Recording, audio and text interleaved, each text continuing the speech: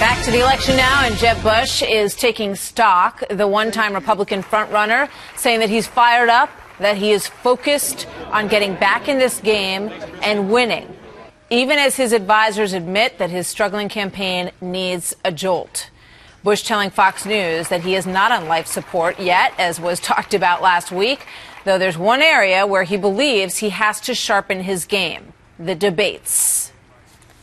I know I've got to get better at the sound bites and the cute little phrases in the debate, not answering the questions that people ask. These are things that are hard for a guy who is brought up to answer, be forthright, and to say what you believe when people ask you a question. So let's see what John Sununu thinks about that answer. He's the former New Hampshire governor and former chief of staff to President George H.W. Bush. He's the author of The Quiet Man, and he is our welcome guest this morning. Good to see you there. Good to have you with us this morning. Happy Monday. Happy Monday to you, sir. So, I think that's a curious answer. There's an edge in that answer. He's basically saying, yeah, I'm going to do the cute little phrases and all that stuff that you have to do to get, attention in the debates. Is that the right approach? Well, there's no question that Jeb understands that he has not had a good performance in the last couple of debates, and he admits he's got to get better. And there is an art form to debating on television. It's very different than debating, let's say, in an academic environment. And he's got to recognize that bumper sticker slogans, statements, sound bites are a lot of what comes out of a debate, and he's got to get used to that. There's really two groups, in my opinion, that really have to sharpen themselves going forward. One is certainly the candidates, the serious candidates, Jeb and Rubio and Kasich and even Christie. But the other group is the voters. The Republican primary voters have to understand they've got a serious responsibility, especially in the first states of Iowa, New Hampshire, South Carolina.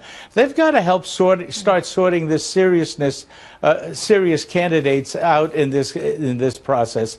The fact that we've gone up until now in what looks almost like a reality show with people succeeding because they're audacious or brash rather than having the experience to do the job, I think is a real problem.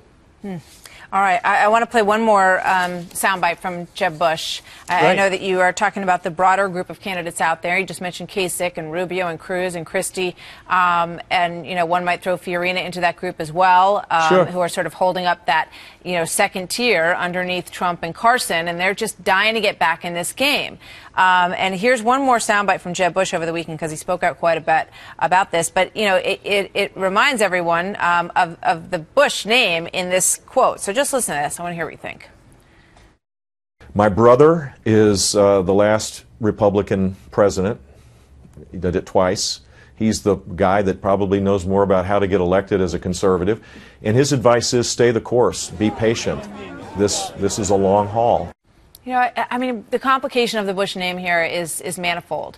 And he started this whole campaign, Governor Sununu, by saying, hey, I'm my own man. I just put Jeb on my signs. I did that in Florida. I'm my own man. We haven't heard that phrase from him in the past week or two. It's really been sort of folding back into looking back to the family and getting support and advice from them. Is that a good move?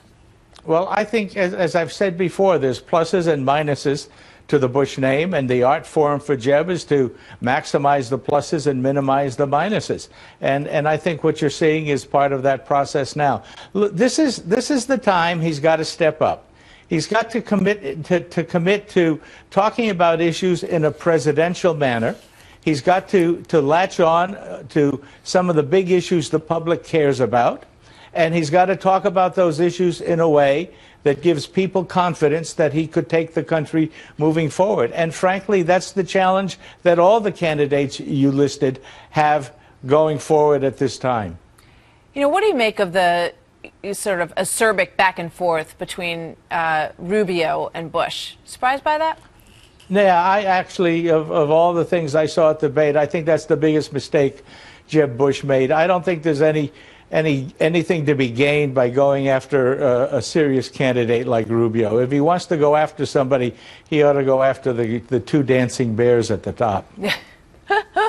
All right, Governor Sununu, supporting a lot of the people in this field who you've known for many years, and we always appreciate you weighing in on it. Thank you, sir. Thanks, Martha. Thank you very much. You bet.